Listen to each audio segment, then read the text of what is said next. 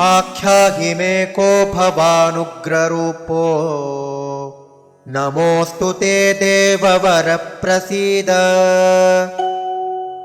विज्ञातुमिच्छामि भवन्तमाद्यम् न हि प्रजानामि तव प्रवृत्तिम्।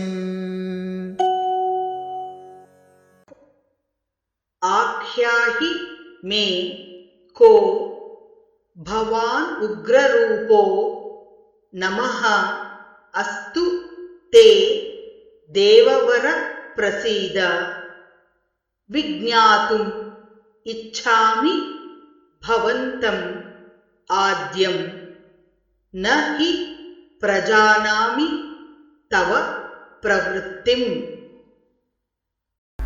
आख्याहि मे को भवानुग्ररूपो आख्याहि मे को भवानुग्ररूपो नमोऽस्तु ते देववर प्रसीद नमोऽस्तु ते देववर प्रसीद विज्ञातुमिच्छामि भवन्तमाद्यम् विज्ञातुमिच्छामि भवन्तमाद्यम् न हि प्रजानामि तव प्रवृत्तिम् न हि प्रजानामि तव प्रवृत्तिम्।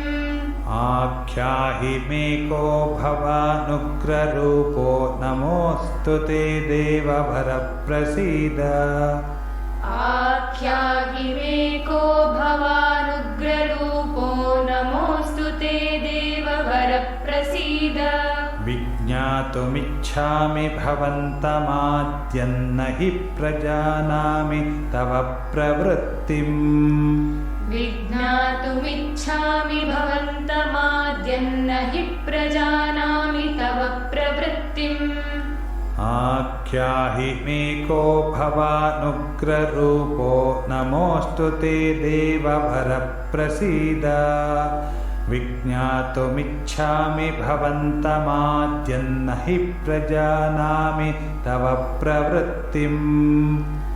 आख्याहि मे को भवानुग्ररूपो नमोऽस्तु ते देववर प्रसीद विज्ञातुमिच्छामि भवन्तमाद्यन्न हि प्रजानामि तव प्रवृत्तिम्।